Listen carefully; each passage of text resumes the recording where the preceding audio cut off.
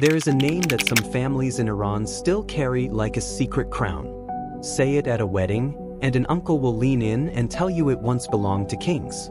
For generations, a certain kind of surname has traveled quietly through Persian households: Pahlavi, Safavi, Ashkani, Hakamenesh, Kiani, Zandi. Names that echo empires. Names that seem to whisper, your family did not just live through Persian history. Your family ruled it. It is a beautiful story. It has been repeated at dinner tables from Tehran to Los Angeles, from Toronto to Dubai. And like most beautiful stories about bloodlines and kings, it is far more complicated than it sounds. Because when historians and geneticists actually looked closely at where these names came from, not where people wanted them to come from, but where the paper trail and the biology actually lead, the story did not collapse. It changed shape entirely, and what replaced it may be more remarkable than the myth it disturbed. This is the story of 15 surnames that seem to point toward ancient Persian dynasties.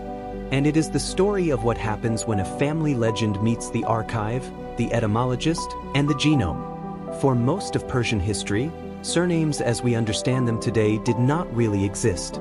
People were known by their given name, their father's name, their hometown, their profession, or an honorific bestowed by a ruler. A poet might be of Shiraz.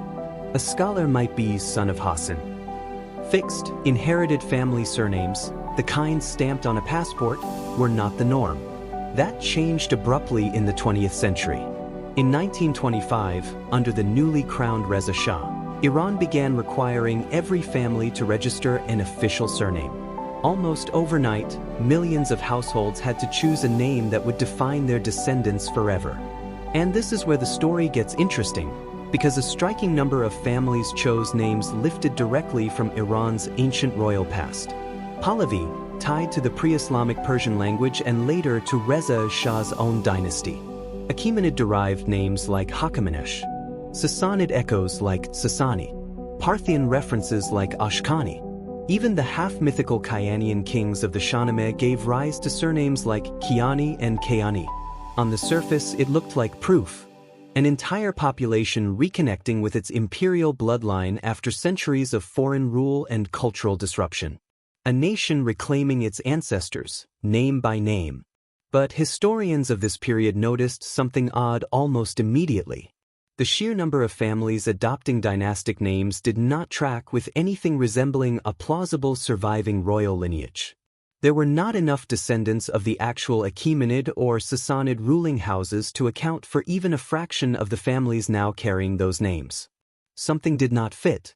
If these surnames really marked unbroken bloodlines running back to Cyrus the Great or Ardashir, the numbers made no historical sense. Empires end. Royal houses are conquered, dispersed, executed, absorbed. The mathematics of surviving, identifiable elite lineage across 2,000 years simply could not produce this many modern namesakes. So if the names were not literal proof of descent, where did they actually come from? This is where genetics entered a conversation that, until recently, only linguists and historians were having. Modern population genetics uses several tools to look at ancestry. Autosomal DNA gives a broad picture of ancestry from all lines, both maternal and paternal, going back many generations. Y chromosome DNA, passed almost unchanged from father to son, can trace a single paternal line across centuries. In theory, exactly the kind of marker you would use to test a claim like, "My family descends from Persian nobility." Mitochondrial DNA does the same along the maternal line.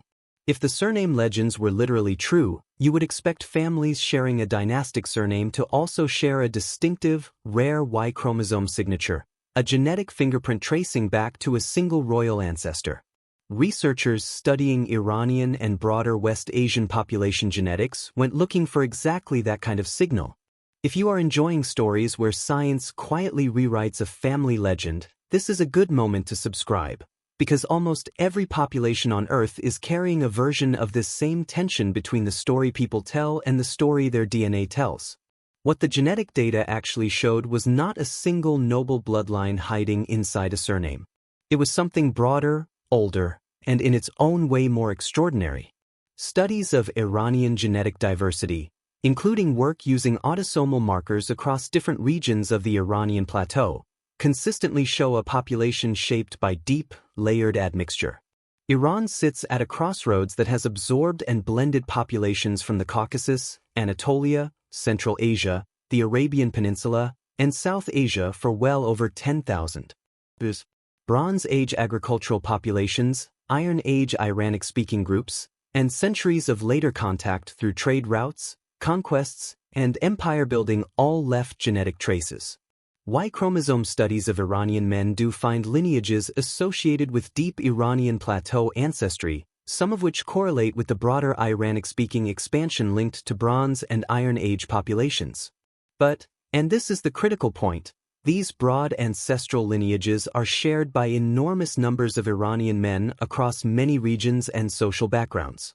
They are not rare markers unique to a handful of families named Pahlavi or Kiani.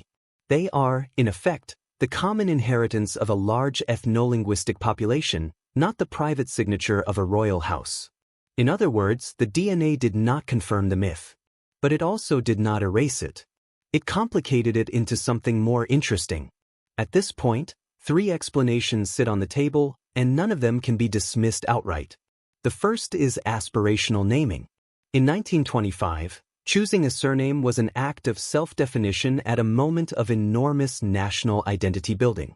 Reza Shah himself was actively promoting a revival of pre-Islamic Persian glory, renaming the country, Iran, in international correspondence and encouraging citizens to reconnect with ancient symbols.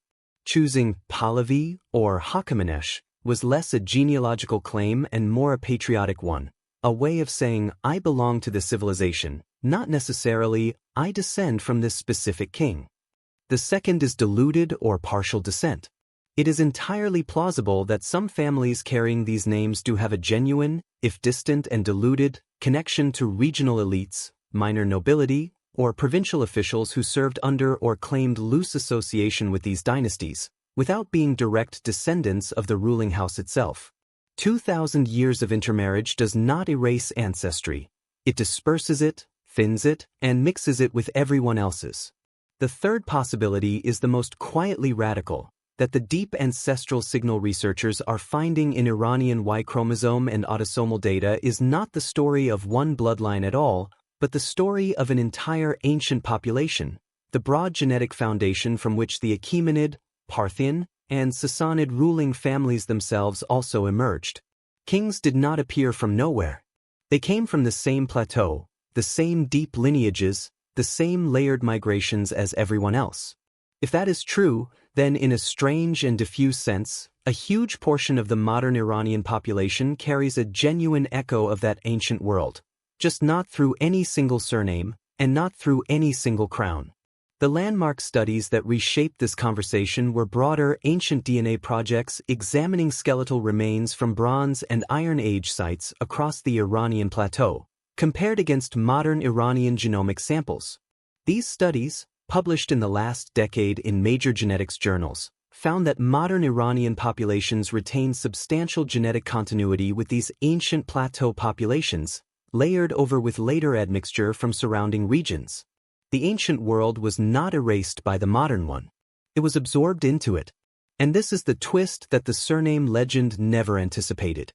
The families carrying Pahlavi, Ashkani, Achaemenid, Sassani, Kiani, Kayani, Zandi, Afshari, Ziyari, Samani, Tahiri, Safari, Ghaznavi, Baya, and Daylami are not, in any verifiable sense, an exclusive club of surviving royal bloodlines. But many of them are carrying real, measurable genetic continuity with the ancient population of the Iranian plateau. A continuity so broad it likely extends to millions of Iranians who chose entirely different, unrelated surnames in 1925. The surname did not preserve a bloodline. The land did. Not the name a family chose in the 20th century. The genome that was already there, thousands of years before that choice was made. Picture the Iranian plateau as it actually was across those centuries, not a single royal court, but a vast, folded landscape of mountains, salt deserts, and river valleys, the Zagros rising like a spine along the western edge, the Dasht-e Kavr shimmering empty at the center, fertile valleys threading between them where Bronze Age farmers first settled, where Iron Age herders and warriors later moved their flocks, where Achaemenid administrators built roads that Parthian cavalry rode and Sassanid governors later taxed. Every one of those layers left people behind. Farmers who never became kings. Soldiers who never wore crowns. Merchants, weavers, shepherds, scribes, the overwhelming majority of the population, whose descendants are still there, whose DNA is still there long after the dynasties that ruled over them turned to dust and inscription. That is the population the genome actually remembers. So perhaps the truest version of the story is not that 15 surnames prove a secret royal inheritance. It is that an entire nation carries, in fragments too diffuse to fit onto a family crest, the genetic memory of the empires it built, not because of who ruled, but because of who stayed, who farmed, who married across valleys and centuries, who simply endured. The name on the passport turned out to be a mirror of pride, not a genetic deed. But the deeper claim underneath it, that modern Iranians carry something real and ancient in their DNA, turned out, in its own way, to be true. Just not for the reason anyone expected, and not for any one family alone. If you want more stories where a family myth meets the evidence and comes out changed rather than destroyed, let me know in the comments which name, nation, or bloodline legend I should investigate next. Because the map we inherit is almost never the one the evidence actually draws. And in the space between the story we were told and the story written into human biology, there is almost always something larger waiting, not smaller than the myth, but wider than it ever imagined.